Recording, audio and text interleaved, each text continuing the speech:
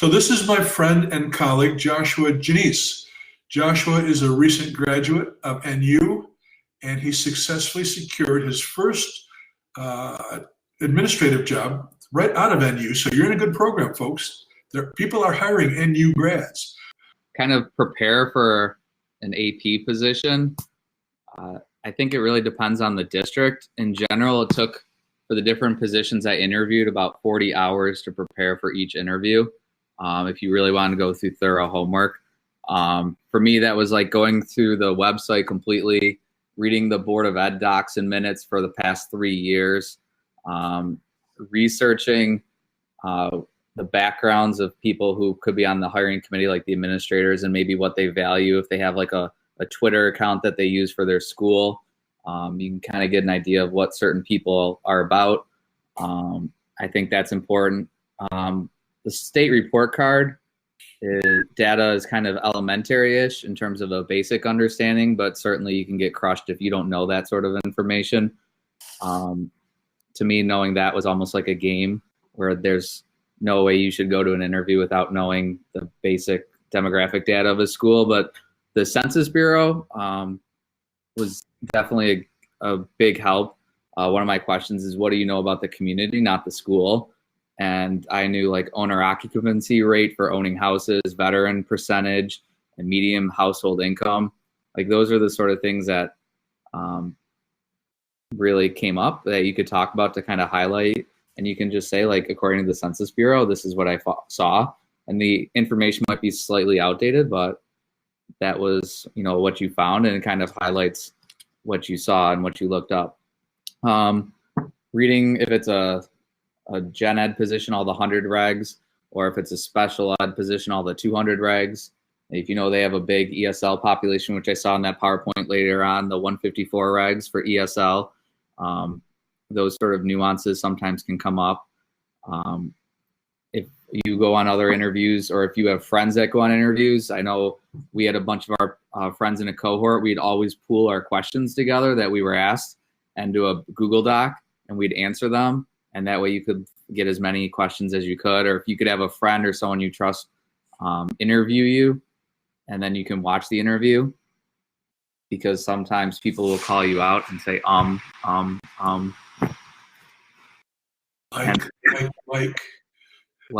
like Chuck Rinaldi will, and then it will like help you like answer the questions like better.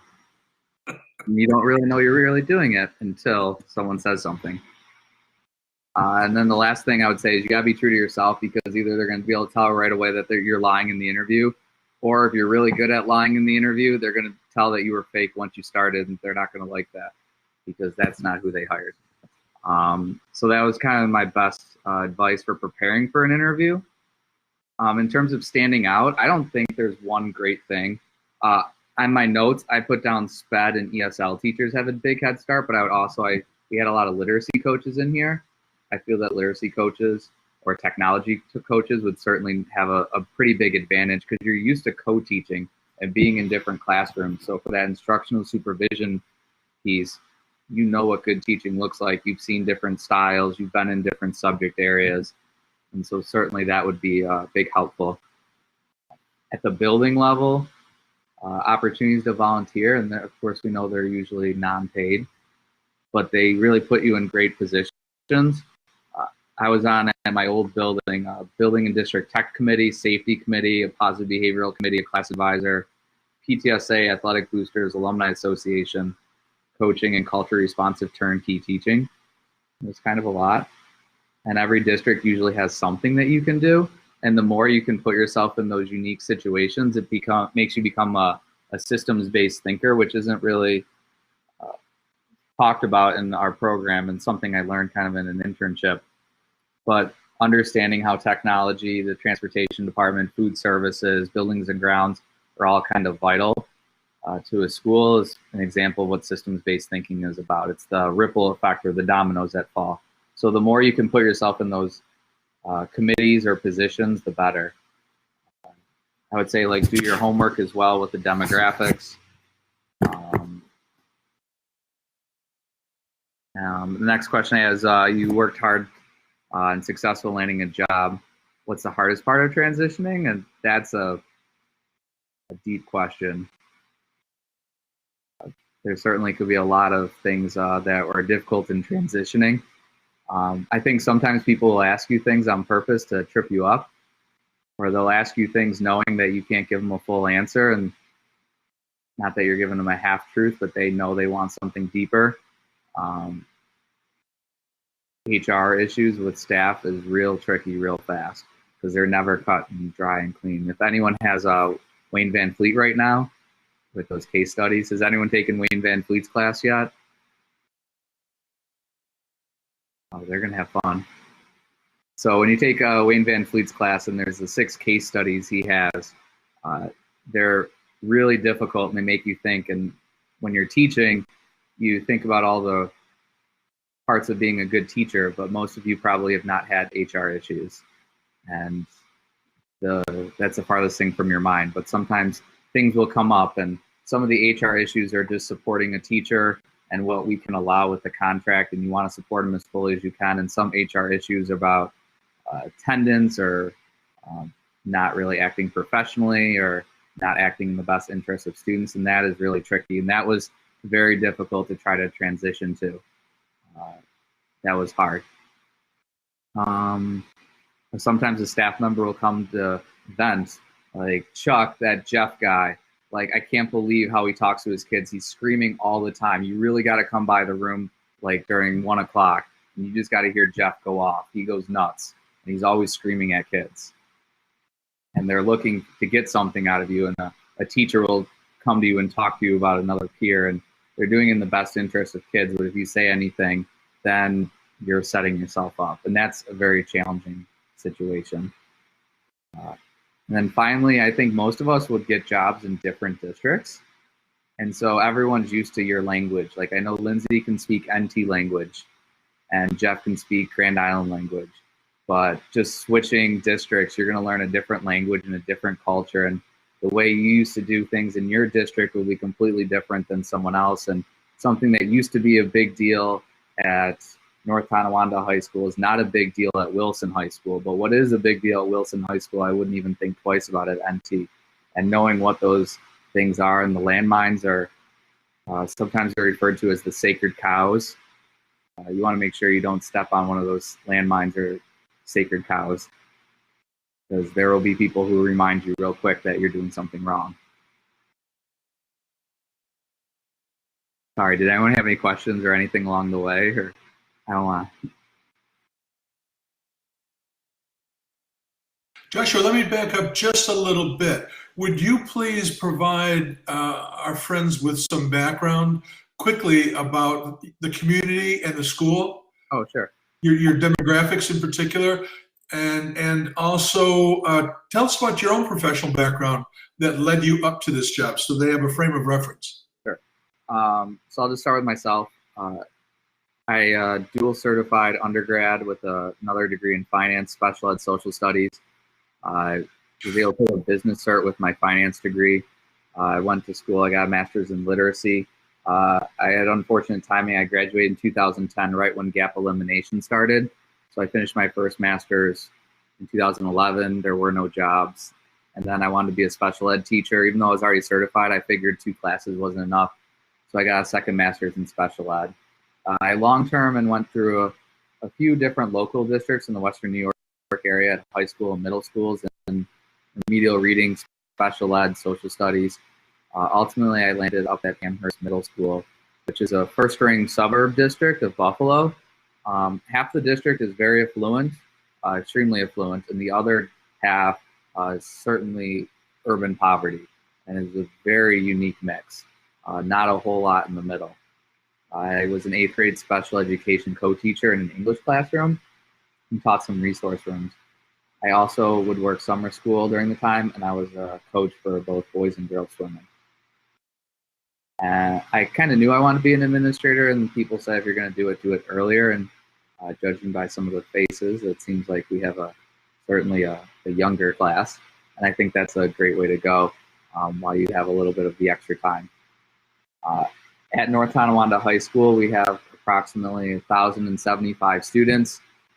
23% classification rate for special education, about 42% economically disadvantaged, 2% ELL. Our attendance rate is about 91, 92%, but that's a little misleading because of that, we probably have a good chunk of that 9% is chronically absent, and a lot of the rest of it has really good attendance. Trying to think about how many staff members, about 100 staff members, about 50 to 60 support professionals, about 15 clerical in the building. So what are your defined responsibilities, and what does your week look like? So there's 2 assistant principals in our building. I'm in charge of working with this past year 9th grade, 11th grade, and 5th year senior cohort, and the other assistant principal works with 10th graders, 12th graders, and if we have 6th year seniors. And we follow the students through their program, so you really get to know the students and the family. So the freshmen I had last year will be sophomores this year and juniors the year after, and you follow them all the way through. I think that's a pretty nice advantage where you get to build the relationships. I have specifically assigned to me a counselor, one for each cohort, a social worker that works with the 2 cohorts, and a shared psychologist. On a typical work week, I'd work on Mondays. We'd always start with the admin team meeting for 2 periods, just to all the administrators to sit down and talk about what happened last week, things that are upcoming. Another day during the week, we'd have what we call our team meeting, and that's where anyone on our team, so social workers, psychologists, counselors, myself, can bring up students to talk about. That would usually last for about 2 periods. And there is certainly some redundancy within the names that we talk about over the year, but that's important. And then the following day, we have what's called a student support team, or an SST, and that's a pretty intensive committee. And we only talk about typically 1 or 2 students in 40 minutes. And on there's a nurse, in addition to the previous people, a nurse, a representative from our alternative high school, a speech pathologist, a special education teacher. And that was a pretty intense group where you say, we're sitting down, we're coming up with solutions. We're not just here to inform everyone about problems. Some of my main responsibilities were caseload student management for the 9th and 11th graders. I would be in charge of all sorts of assessments other than Regents exams, so ESL, field testing, local RTI and AIS testing. Field trips was another huge responsibility that I had that, I'll be very honest, was a pain in my side all year, and they're super annoying. They're important. And I would say probably in a given week when you're doing teacher observations, you're doing 2 pre-observations, 2 actual observations, and 2 post-observations every week for about 3 months. And probably about 2 nights a week, we have evening duties if you want to be there, seeing a musical, seeing sporting events, or anything in between. College career fairs, parent partnership, which are like PTSA-like meetings. There's certainly some work to be done. You hit busy seasons. I know in the fall, you're just getting the school year started. The other thing is I didn't start my job until November 5th, which certainly put me behind the 8 ball, where most people start July 1st. So people were literally coming to you first day. Second period, I had a fight the first day, and you've never suspended anyone. You're like, what do I do? What papers do I fill out? And those were all new experiences. In the winter, you're doing mostly observations, and then in the spring, you're starting to ramp up for Regents exams and anything else that's going on. Good job. Hey, Josh, let's see if we can hit some of these questions. Unfortunately, if we get to Kelly's rule towards the end, she's not here. Okay. But let's start with Joanna. And like I said, some of these are more advanced than the others. You can handle them how you choose. Joanna asks, what are you hoping teaching and learning looks like in your school, and how do you communicate that vision? The 2 things that came to mind. First, I hope, when I think of what a good teaching looks like, kids are laughing, smiling, and having fun. Because if they're laughing and smiling in class, they're engaged, and that means whatever the lesson the teacher prepared was engaging. It's a pretty easy indicator when you walk in the halls and you just look into a room, are the kids smiling or laughing? It's real obvious to tell if the class is going well or not without actually even almost being in there. So that's what I hope it kind of looks like. I hope between sections, it's fair and rigorous and balanced, and that the quality of education between period 1, 4, 7, 9 with 3 different teachers is the same. And you hope the results at the end of the year are the same as well. However, how you communicate that vision, I don't get to communicate the vision as the assistant principal. Your job is to really publicly support the vision of the principal at all times with no kind of hesitation in the middle. Myself and the other assistant principal, I like to think of us as snowplows, and we have to clear the path for the principal, and anything that he needs done, he can't be bogged down by 2 parent phone calls, a nagging field trip, a staff member who wants to go to a professional development that we don't have $50 for, field testing questions. He doesn't want to deal with that. And so I feel my job as an assistant principal is to make sure I take care of all those tasks as directed by him so he can help facilitate his vision. So it's not really my place to talk about what my vision is in the public setting. I do feel, and our principal is amazing, he's very understanding, he's supportive, he's receptive, he's willing to listen to ideas, but in the privacy of our admin team meetings.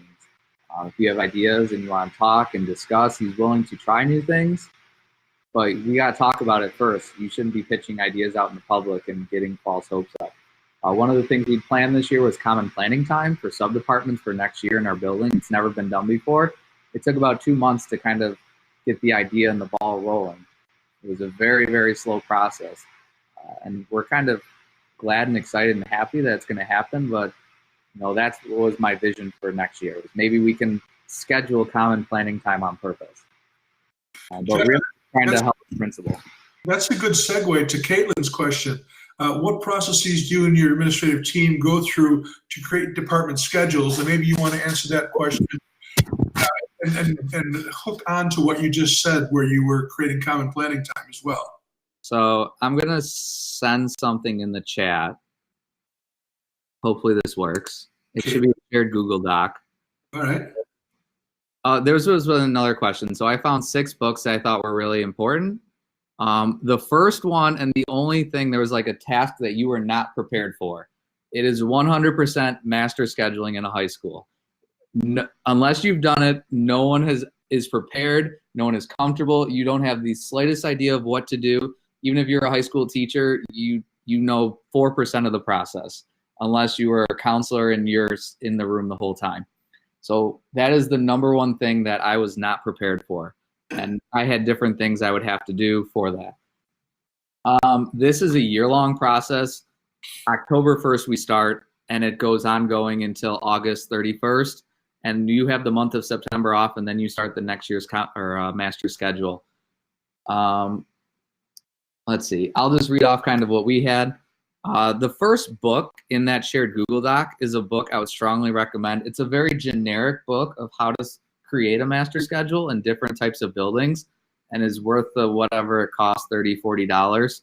And you can refer to it. I certainly would strongly recommend it. I know you guys are always reading a lot and you're tired, but if you want to read about it, certainly is something you could read. I would say in general, we right-size the master schedule. How many kids are in each class? What's our student-to-teacher ratio? We have students fill out course requests, and that's with the help of the teachers. But there is, of course, inflation on the part of the teachers typically to get a lot of kids in classes, because there's good numbers and bad numbers. 27 kids in an AP class, you could probably run one section. But 32, 33, you probably have to run 2. And the teachers know this. And then all of a sudden you split 33 into 2, and now you have classes of 16. But how many of those kids come September 1st are actually going to be in those classes because of the schedule? No one really knows. So those are difficult decisions you have. We'll do like a room utilization to see how many rooms and how much space different departments are taking up, because that's, of course, has to be fair. How many FTEs you have. Hopefully you don't have cuts, because if you have cuts, that gets really complicated. Luckily, we haven't had to have cuts, and we're pretty lucky about that. Counselors will meet with students to sort through the teacher recommendations, and they have a difficult job. They act as liaisons between the kid, the teacher, and the parent. And the teachers want kids in classes. Kids want an easy way out sometimes. Parents have potentially unrealistic expectations, and they have to try and decipher all that information and input it into what classes they take. Then you have to like code the management system to build in alternates. So if you can get into one course, you get put into another. The department chairs will sit down with the principal and they'll kind of negotiate how many FTEs that the department has and how many sections of algebra versus geometry versus algebra 2 that you want to offer. And our building, we allow the department chairs to have a lot of flexibility working with the teachers of who wants to teach what. That's fair. But every once in a while, the teacher or the principal has to pull the principal card and say, I want so-and-so teaching this class, or potentially, and then confidentially, I don't want so-and-so teaching this class because the numbers aren't very good. And that's a very difficult challenge to have. Also, it's tempting. You might want to give your best math teacher 5 sections of Algebra 1. We have some phenomenal Algebra 1 teachers, but you don't really want to burn them out, and that's hard because it's so tempting, because if you want to improve your building accountability, you put your best teachers in the classes that really matter, but they're going to get tired. And then you look at someone else's schedule and you're like, well, that's certainly not a fair schedule in comparison. And teachers will look at that across the building and the board. Once we have all the course requests loaded, we'll build a conflict matrix in our student management system. That's something I didn't really have to worry about, but that's pretty important. And then we have what's called a big board. We have a giant pegboard, and we'll put each department up. We'll line up constraints like department chair time off, union president duty, treasurer, traveling teachers. After that, we'll build in special ed and ESL.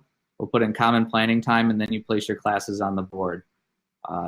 Classes that only run once, highest number first. So chorus has 100 kids in, that's the first class that's being placed. You run all the classes that are only meeting once from high to low, then you do it for classes that run twice, high to low, and then everything else. There's a lot to look at. You got to make sure that teachers have contractually compliant schedules. If you're running a class twice, it meets in the morning and the afternoon for both these runs. If you have multiples, like you have 8 algebra classes, you don't want 3 of them all meeting 4th period, because that's not really helping you schedule kids.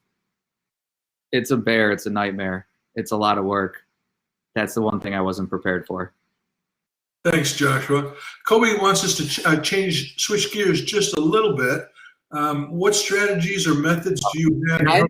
Can I ask a question first? Josh, go ahead. Has anyone ever done master schedule or been in it before? Because I would strongly recommend being in there if you could. Ashley and Siobhan, yeah, Kobe's up. Would you guys say it's a pretty big deal in your school too? Like it's a big ordeal? It's a huge ordeal, and it's better to just dive in and listen, especially if you have people that are involved in it that have a good amount of experience. And you may not, at least for me, I didn't contribute too much initially until I understood how our process works for our school. Mm-hmm. Then once you gain an understanding of that, you can give some pretty good advice once you get a grip on it. But it's a bear. I mean, there's no doubt there's a ton of factors to consider, like you said. And Caitlin, in my experience, you wouldn't necessarily have teachers involved in that scheduling, because too many chiefs, all right, not enough Indians is the old saying, sorry for that stereotypical response, but you get too many people in there, you start to get a lot of vested interests. And as Joshua said, teachers will compare and see who gets the better schedules. And if you put someone in the room, human nature being what it is, that person will try to swing a schedule to suit their needs or their friends' needs, and leave others on the short end of the stick. And then you got a bigger problem. You do have the issue where people come in late or leave early, and then they want 1st and 9th off. And there are ways you can subtly manage, and you're in a way protecting the teachers from themselves. If you know someone's purposely coming in late all the time and they have a 1st period class, they can't come in late. So it saves you time. It saves them time. You're kind of looking out for them. They have to teach 5 or 6 classes. If you know someone has a tendency to leave early and not do their duty after school, you can give them a 9th period class. It's in the best interest of kids. It is a subtle way of managing, and it's something you can talk about ahead of time.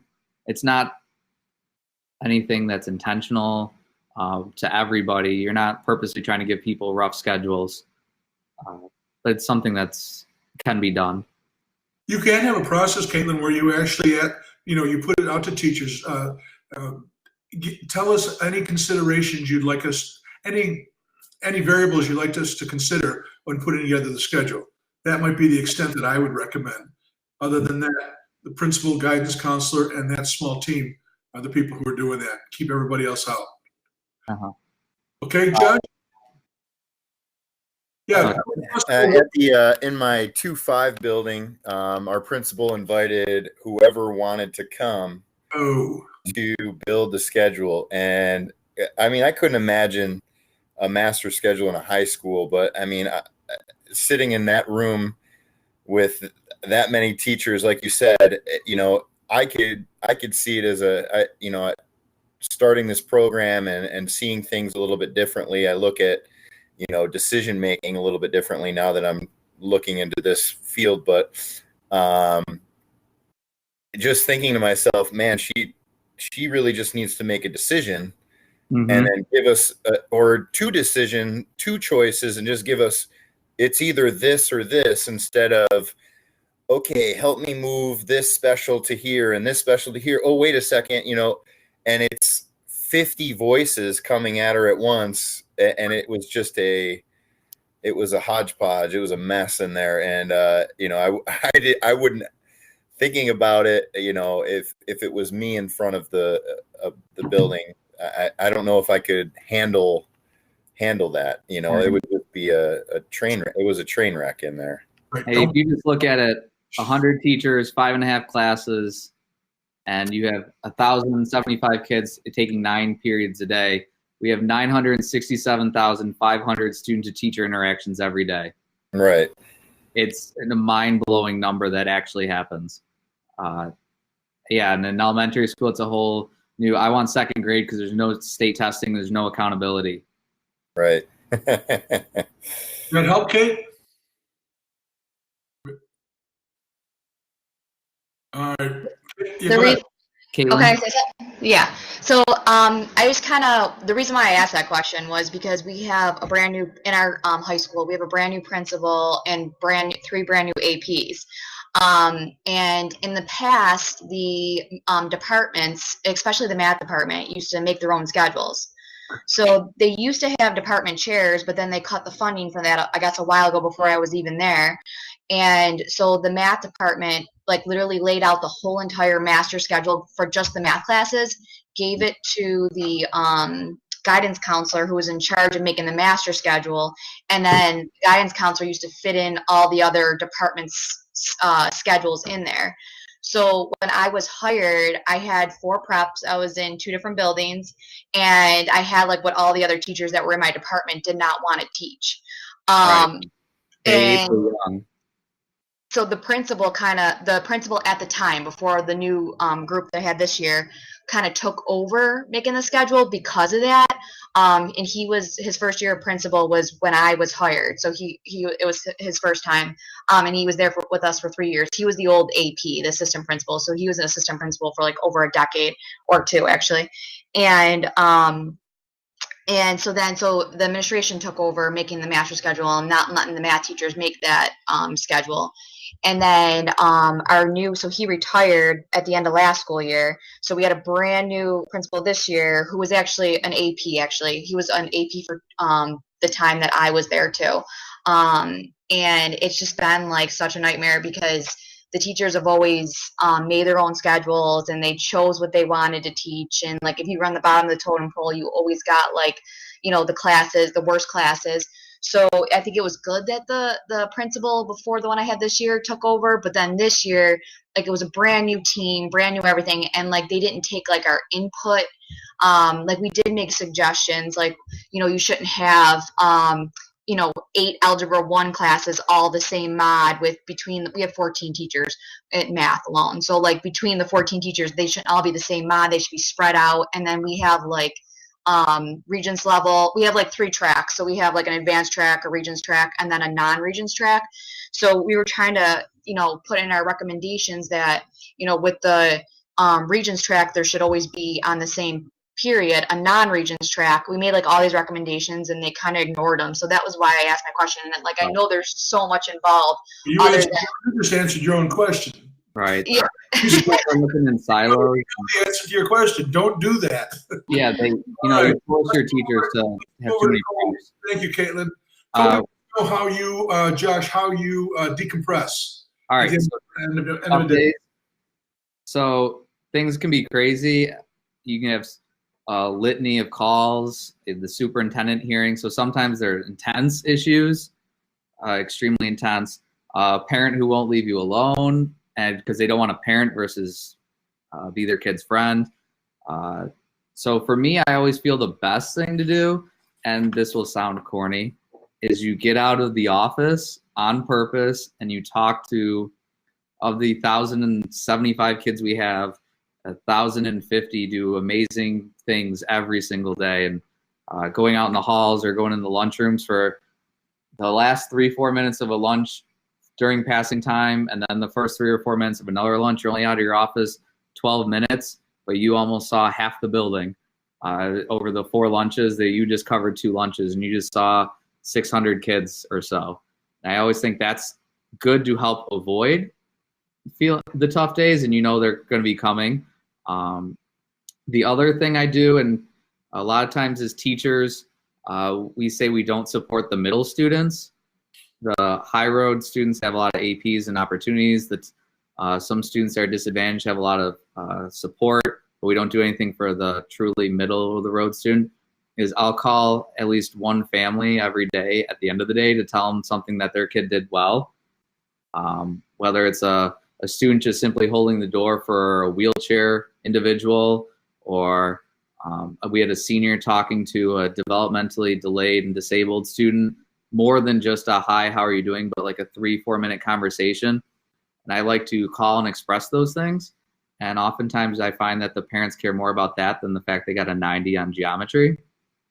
And if I can't think of a good thing that happened in the day, then I didn't get out of the office enough.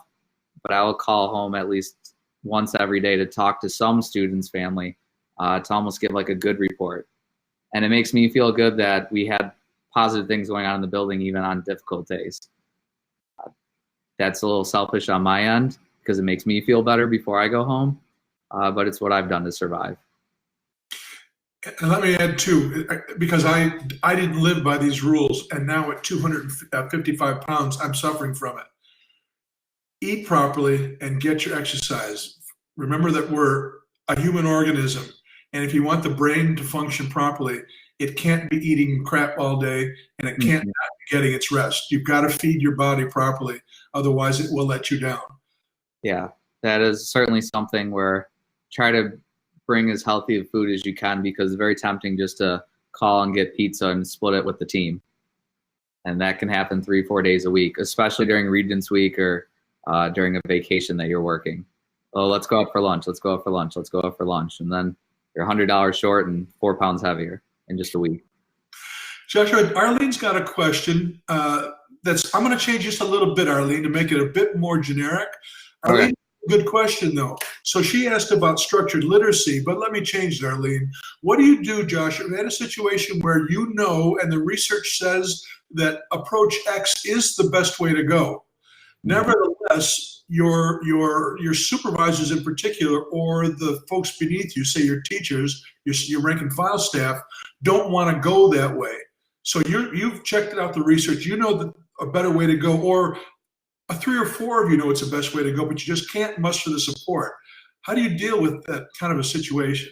Arlene, is that a good way of asking the same question? Thank you. Well, this will sound like a cop-out, but as the assistant principal, you deal with the students and the principal deals with the adults. And that is true, because it's not my role, especially in the first year, I wouldn't be battling teachers over philosophy. And we know things are, might be different, but that's when you have those private conversations.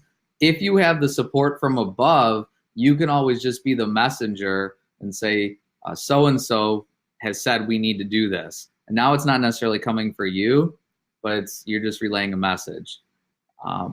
Sometimes it's working collaboratively. Hopefully next year with common planning time, we could sit down in that common planning time and look at data results, or say, this teacher and this teacher tried this, and you were really successful doing this and they were successful doing that. Maybe we should talk and exchange, how was teacher A good at this and teacher B was better at that, and let's trade ideas. And you can slowly, hopefully, get people to be on board.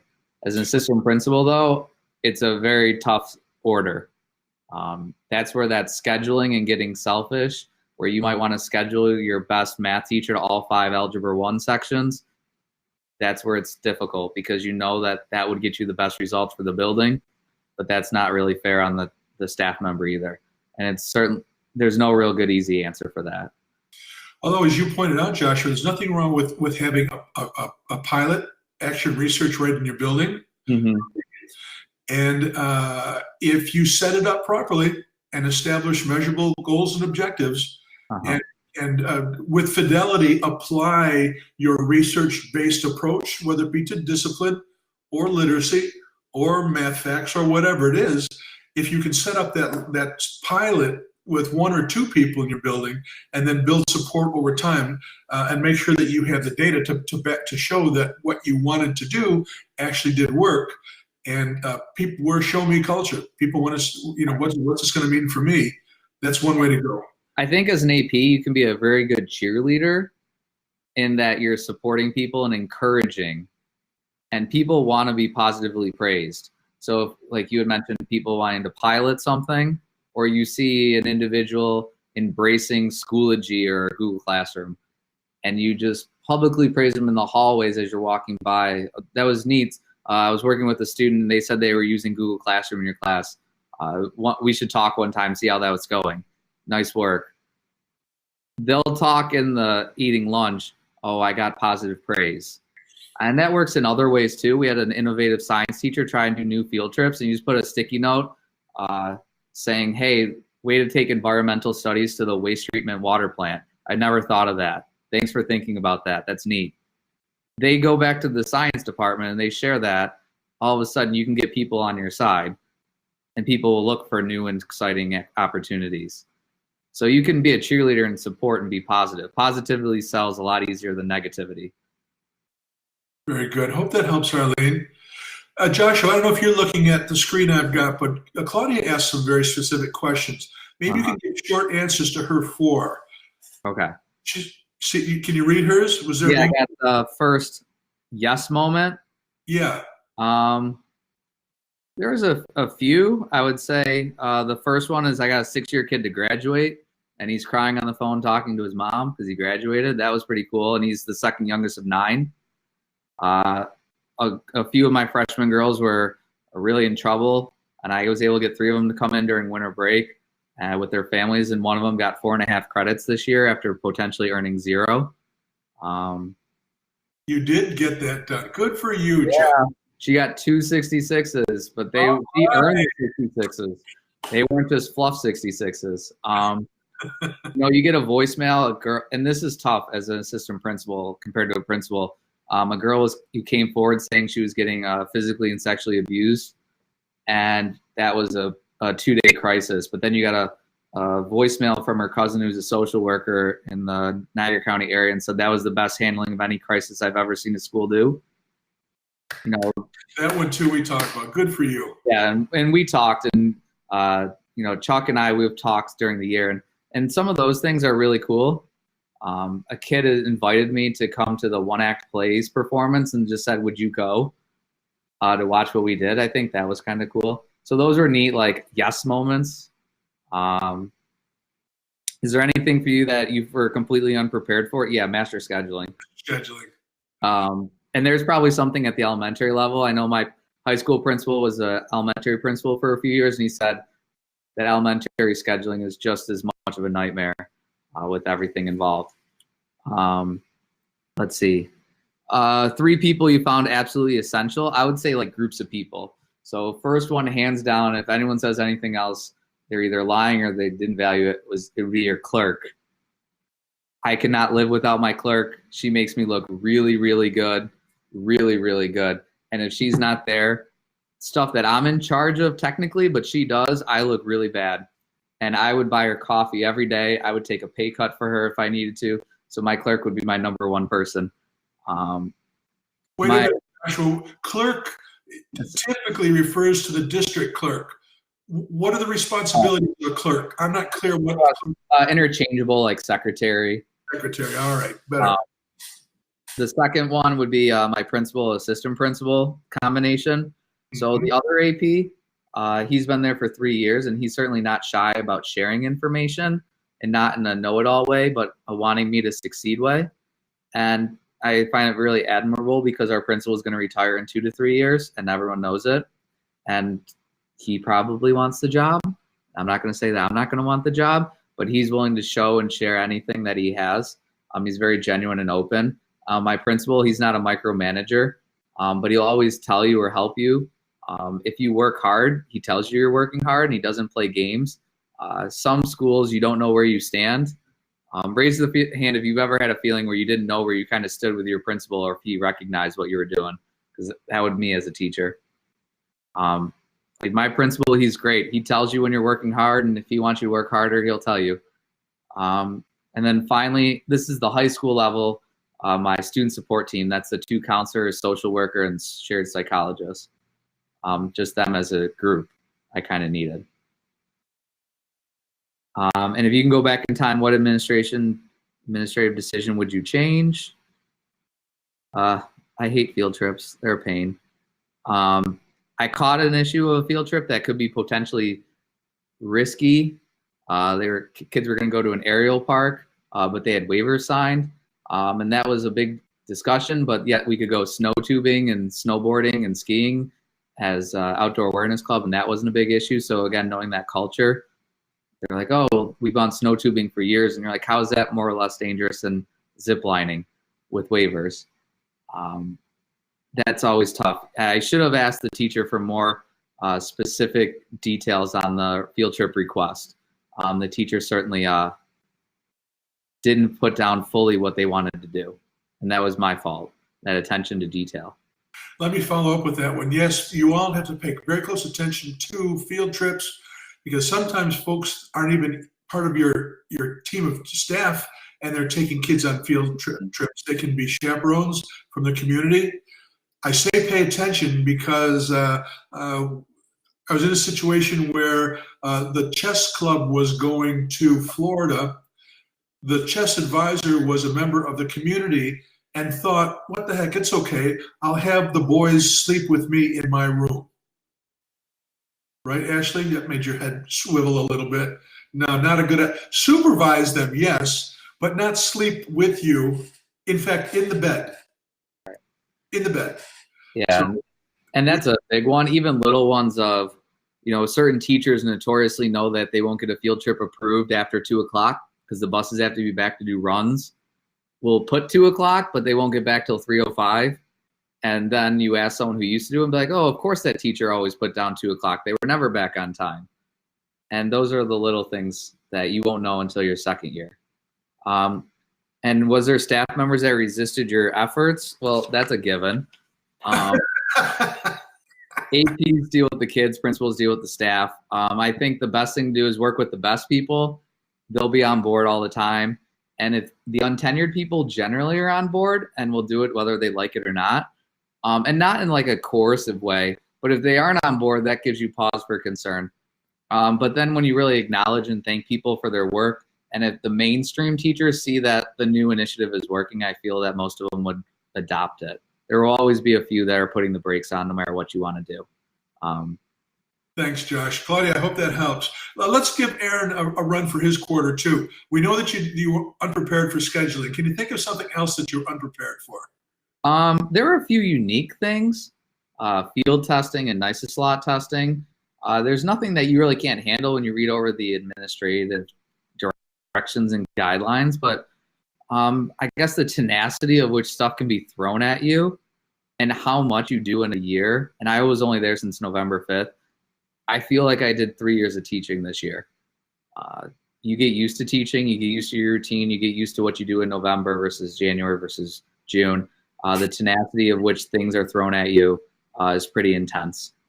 That would probably, it's not really a responsibility, but just kind of something that's always ongoing. My principal is very good and slowly giving me things. Good tip, though, to take a look at the manuals that are prepared for you.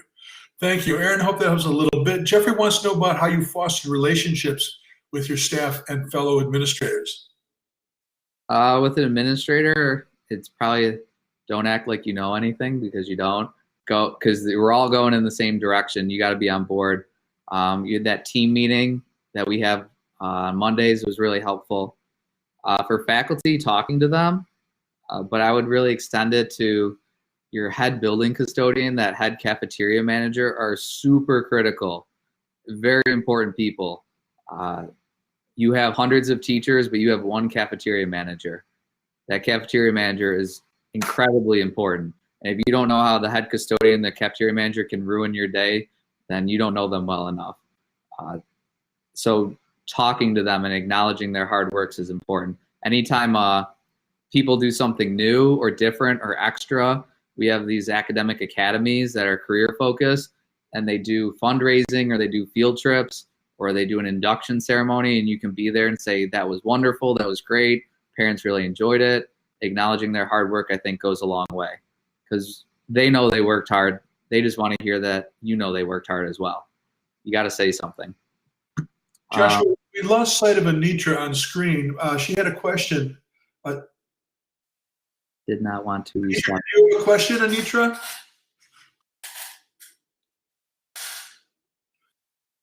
I have no question. I was just saying earlier about hand raised about a principal. He had a question. He asked the question, so I was just raising my hand. I just can't show my video. And we can hear you, so don't worry about your camera right now. We can hear you. But we're going to go to your question next. Joshua, you want to answer some of those. Of the three teacher asked, want to take one or two of those on? For the channel, or from Anitra? What's something that shocked you? Shocked? The wildest and craziest things that kids will do, you'll never be prepared for.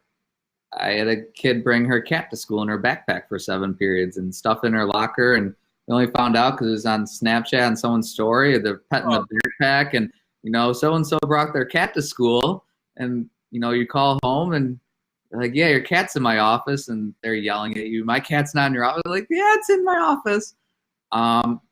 To the superintendent hearings of the most serious nature that I can't talk about with you guys, of, oh my goodness, I can't believe a 15 or a 16-year-old did that. When you're dealing with things like law enforcement and different organizations similar to them, it gets very intense, very real, very quickly.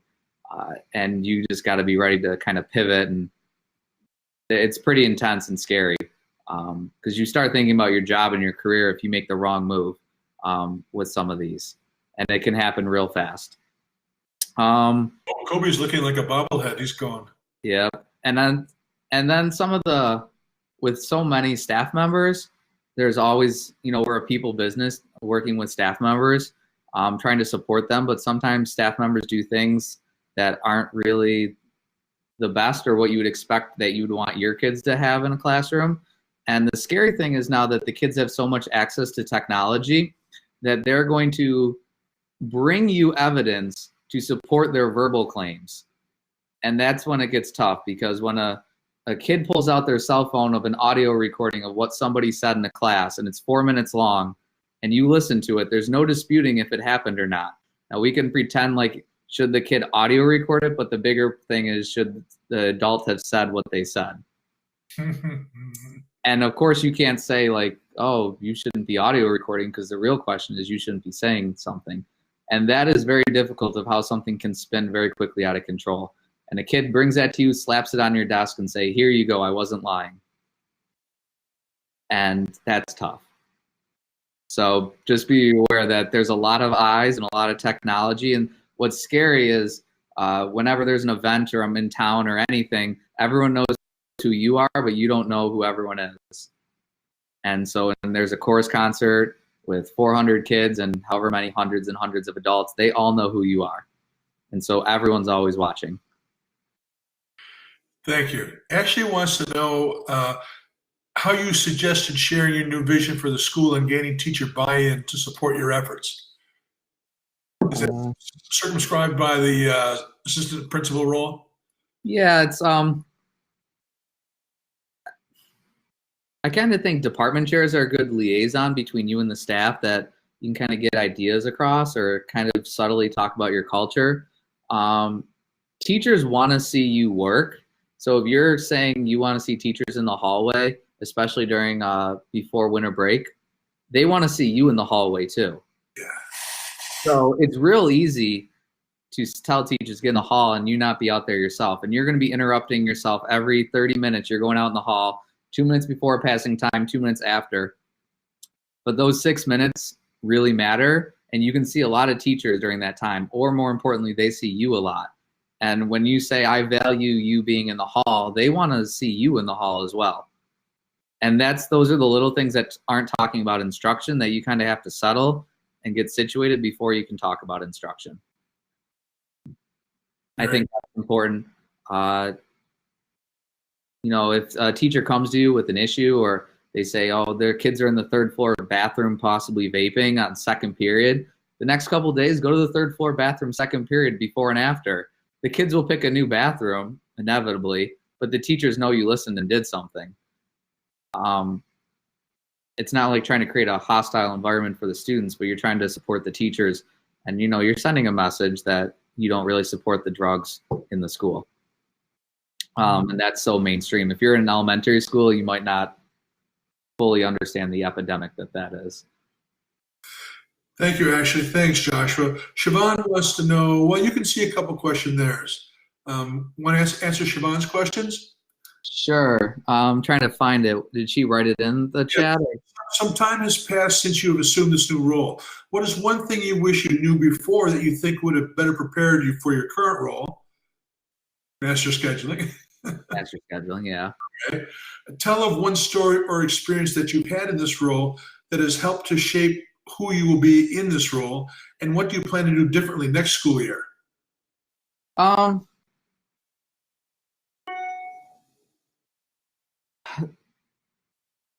wouldn't say one specific incident, but the collection of talking to parents that are from impoverished backgrounds that, I don't want to say don't know how to parent, but lack some of the parenting skills that all the parents have. And you really want to try to help support them and realize that the kids are coming to you through a long history and a product of their environment. And all parents want the best for their kid, but they don't always maybe know how to have the best from a school's perspective. But they still want their kids to succeed academically. So helping those parents kind of shapes those conversations you have. We could have pain in the butt parents, and one in particular was a real pain in the rear this year. But yet she would say, I know you're not working against me. I know you'll call me. You'll talk to me even when it's delivering bad news. And fostering those relationships with parents helps, especially when they have 4, 5, 6 other kids in the district and they're going to be coming up. You're going to talk to them for a while.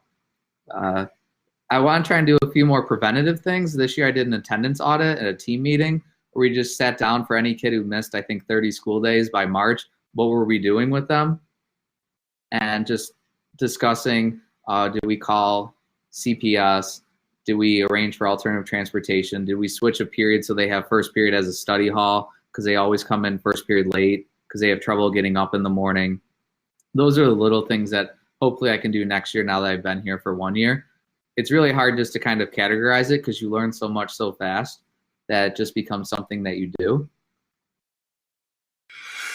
Let's just, 2 more questions, all right? And even though Jackie and Kelly are not available, Jackie wants to know, and we're studying this right now, what have you done to connect with the school community and the families? You were just talking about that with one particular family, but what do you do to connect with the community? All right, so the general community, going to the PTA nights, we call them parent partnerships, is important. There are ways where you can get a lot of the community to learn your name. One thing I did is when you attend the musical, I called every single family to congratulate the kid for being in the musical. There's about 60 names and it took about 2-3 hours. But instantly there was posts on like the private Facebook page that some of the teachers and clerks or secretaries are members of that they were talking about. And then all of a sudden people were saying, we need more stuff like that. Anyone who goes to like a concert and has a solo, I'll call home, or if someone wins a league title in a sporting event you go to, but going to the sporting events, making sure you walk by the parents, talking to the parents, getting to know their names, I think are all important things that parents want to see, because 10% of parents will love you no matter what, 10% will hate you no matter what, but the middle 80 are super moldable. And then all of a sudden you'll hear people will talk about stories, or they'll say, that's not my interpretation of Mr. Janese. Maybe your story that you're feeding me, if this is out in the community at Tops, is not really accurate. So I feel those are things I've done that at least I found at my building that were positive. I'm not allowed to use any sort of one-way social media. That's something we've talked about, but something our building hasn't embraced yet. I think that's another step, but social media certainly can be a dangerous animal if it's not one way. Joshua, I'm going to paraphrase Kelly's question. Kelly wants to know, we know the phenomena that regular education teachers sometimes, okay, we'll be kind, sometimes like to say, that's a special ed child, those are your kids.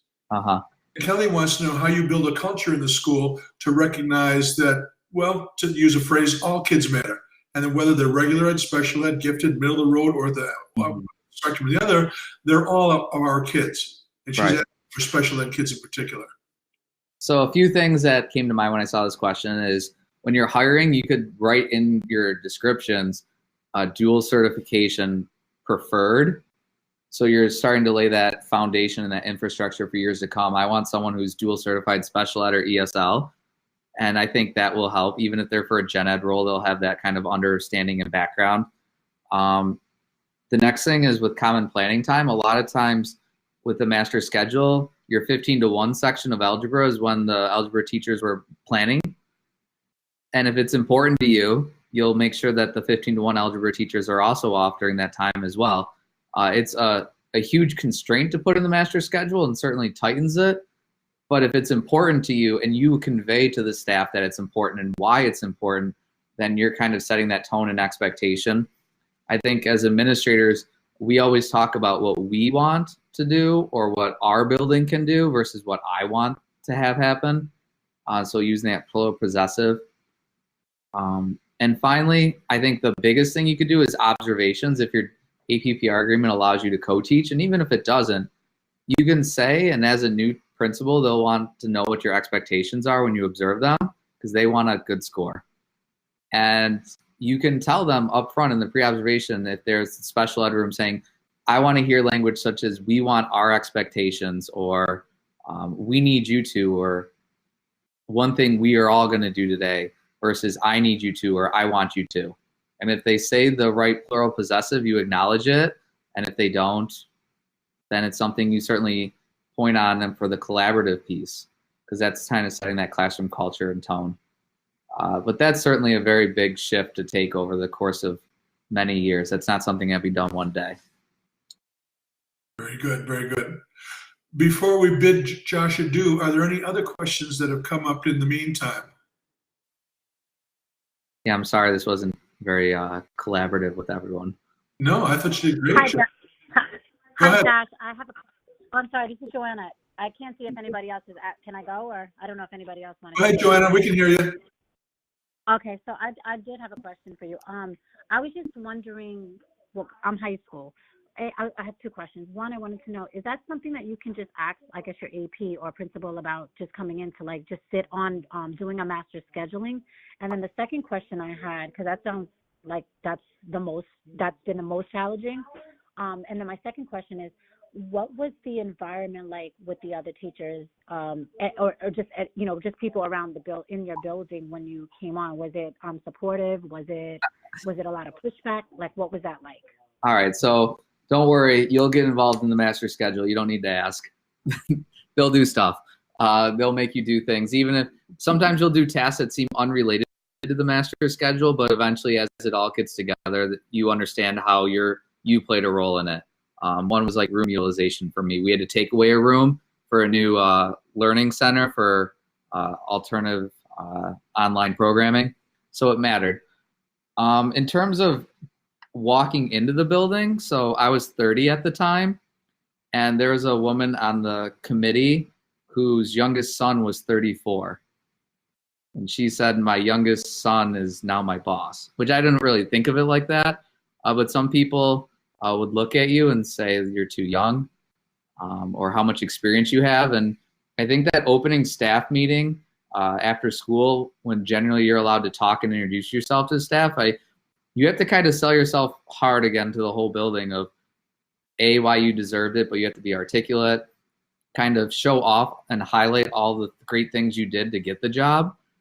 So talk about the different certifications, talk about the different buildings you've been at, the different courses you've possibly taught, things you've done like coaching or alumni association or PTSA, any turnkey committees. All those things matter because you'll allow to connect with people. I think a lot of people, you could see them in the audience do like the wow face when they were hearing the different things I had to do at given my age. Not as a know-it-all, but just as I try to express that I want to work hard. So no. And I'd rather someone say that you're a harder worker than just saying you're smart. I would think that'd be a better compliment. Okay. But yeah, that certainly is. You're going to get some older staff members. I'm sorry, I don't know how old you are. But they're going to look at you and say, how much do you know? I've taught math for 25 years. And it's like, well, that's great. But after you teach for so many years, I don't know if the learning curve's quite as steep after 6 or 7 years in the classroom. How much more are you really learning at 10 years? You learn a little bit more, but not terribly much so. It's how much you invest in the school. Excellent. Thank you, Josh. Thank you, Joanna.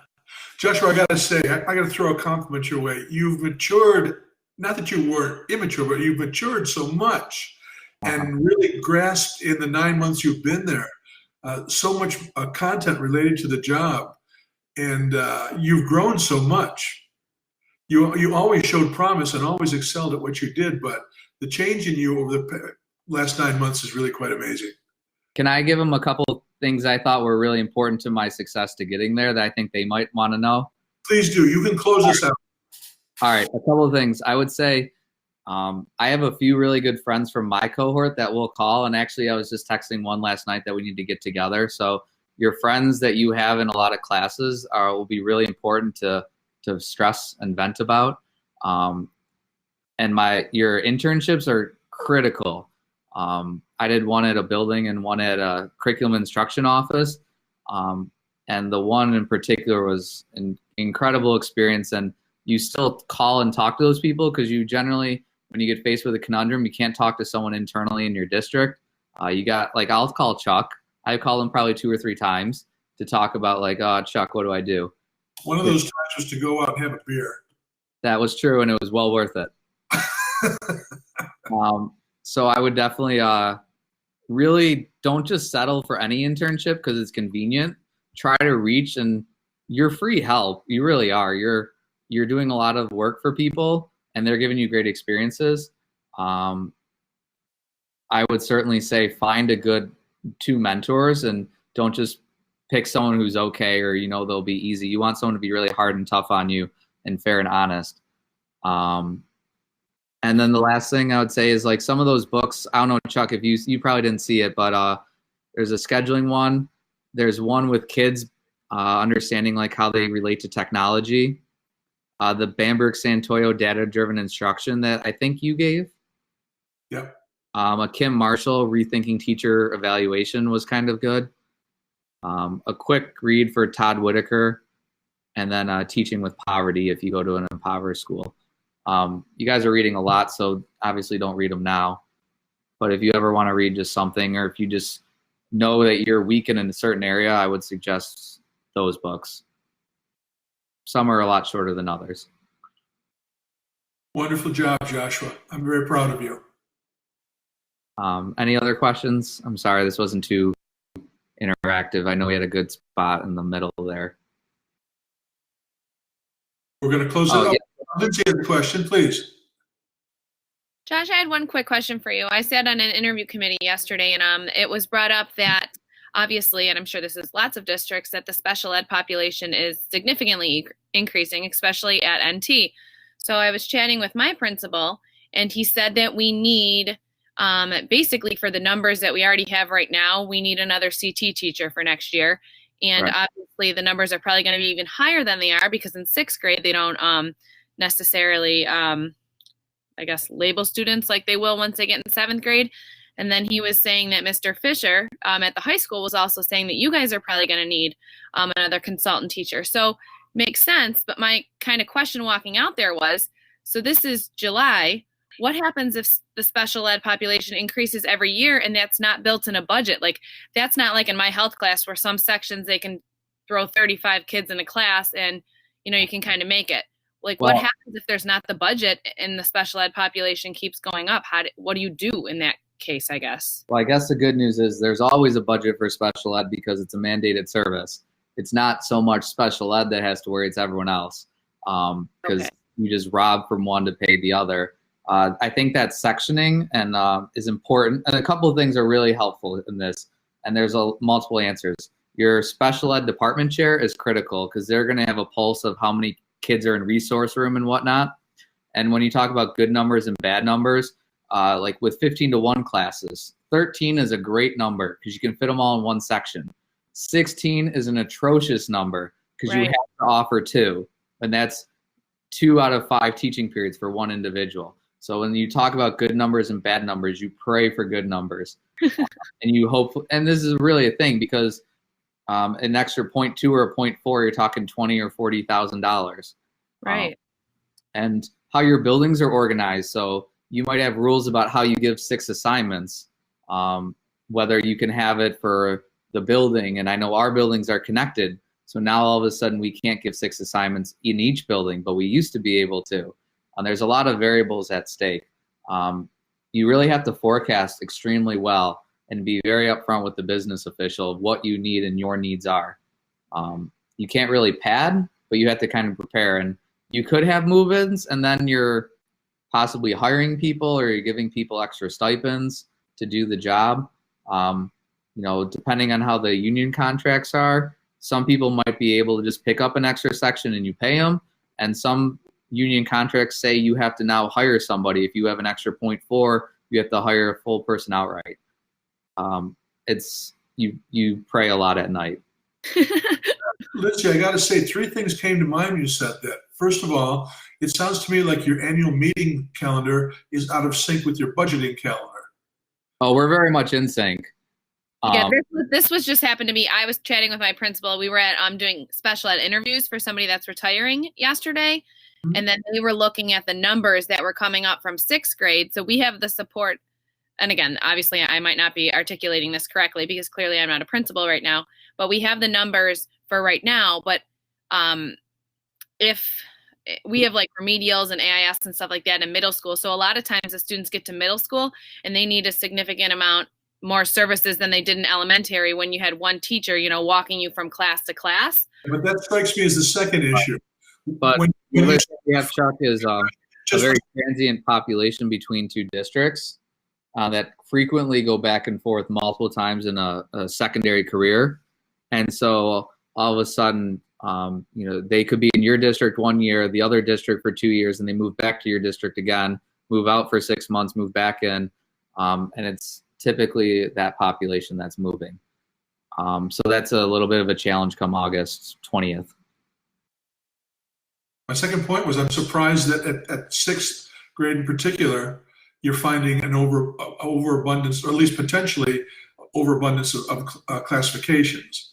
And that's something that you prefer to see in the earlier grades. And if it's starting to crop up in 6th grade, then your early identification processes may be wanting. Yeah. Our building for next year, we're at 24%. That's of our population will be special ed next year. What will? Of our middle school, we're looking at 24% next year. Oh my God. And the other thing is, if you can get in CSEs, everyone, that's a great thing because you'll be in a 504 plan meeting or manifestation meetings. If you've never done one of those, I would strongly suggest try to almost volunteer for those, even though they might be uncomfortable and you're not in your wheelhouse. It's tough because special ed can get turned to litigation real quickly. And you don't want to say or do the wrong thing to get yourself on that hot seat. That's a real challenge, Lindsay, 24%. It used to be if you got yourself above 12%, Albany was worried to be knocking at your door. All right, Joshua, as I said, yeah, go ahead, sir. I was just waving goodbye. It sounded like you were sending me off. I am. As I expected and hoped, Joshua, you did a great job in my book.